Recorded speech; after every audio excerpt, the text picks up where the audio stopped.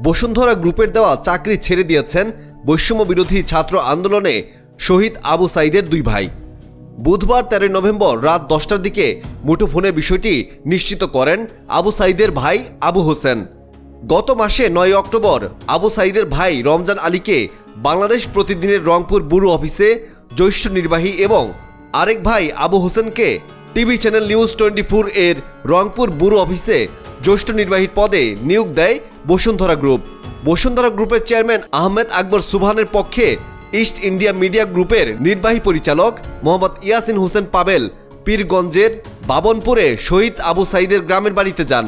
সেখানে আবু সাঈদের দুই ভাই আবু হোসেন ও রমজান আলীর হাতে নিয়োগপত্র তুলে দেন তিনি। এদিকে চাকরি পাওয়ার 1 মাসের মাথায় অব্যাহতি নেওয়ার কারণ প্রসঙ্গে জানতে চাইলে আবু হোসেন বলেন, তারা দুই ভাই ব্যক্তিগত কারণ দেখিয়ে চাকরি ছেড়ে দিয়েছেন। বিষয়টি অবগত করতে বসুন্ধরা গ্রুপের সংশ্লিষ্ট কর্তৃপক্ষকে ইমেইল এবং ডাকযোগে অব্যাহতিপত্র পাঠিয়েছেন। তিনি বলেন, গত মাসে নিয়োগপত্র হাতে পাওয়ার পর থেকে অফিসে সময় দিতে পারিনি, সংসার নিয়ে ব্যস্ত থাকতে হয়।